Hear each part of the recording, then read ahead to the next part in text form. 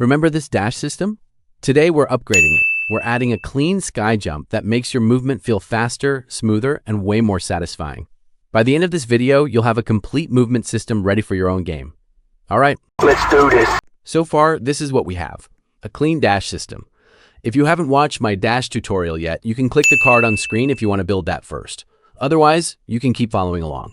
To make our movement feel even better, we're going to add a sky jump. From the previous tutorial, we already have a local script in this VFX.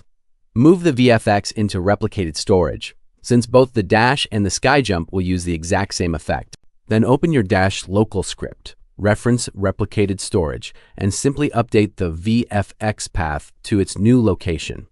Now create a brand new local script.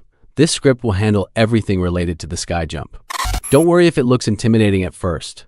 Let's quickly break it down and see exactly what each part does. First, we get all the services and references we'll need throughout the script, like the player, the character, the humanoid, and the humanoid root part. Then we create a few variables to make everything easy to customize. For example, you can change the jump key, the jump power, the duration of the boost, the cooldown, or even the maximum number of sky jumps. Next, we create a small function called isInAir. It simply checks if the player is currently in the air. This prevents the sky jump from being used while standing on the ground. Right below, we have Display VFX. This function clones our dash effect, places it under the player, enables all the particle emitters for a short time, and automatically cleans everything up using debris. Then we listen for the player's state. Whenever the player lands back on the ground, we simply reset the sky jump counter, allowing them to jump again. Finally, this is where the actual sky jump happens. First, we make sure the player pressed the correct key, isn't on cooldown, is already in the air, and hasn't reached the maximum number of jumps. If every condition is valid, we start the cooldown, increase the jump counter, play the VFX, and create a body velocity that launches the player upward. After a short delay, the cooldown ends, and the player can perform another sky jump. All right, let's test it. As you can see, the sky jump works pretty well, but there's one small problem. If we dash while we're in the air, we immediately start falling. That's because our dash only applies force on the X and Z axes. The Y force is set to 0, so gravity instantly pulls us down. To fix it, simply change this line and add a Y force as well. Now the dash keeps supporting the player while they're in the air, making the movement much smoother.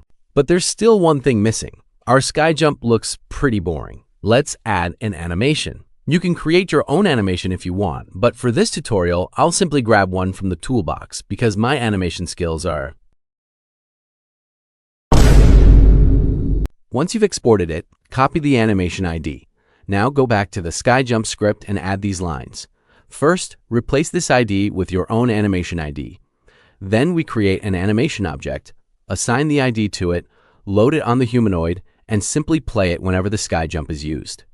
That's all there is to it. You now have a complete sky jump system that works perfectly with the dash from the previous tutorial. From here, you can easily customize it by adding sounds, camera shake, particles, or even special abilities to match your own game. If this tutorial helped you, make sure to leave a like and subscribe.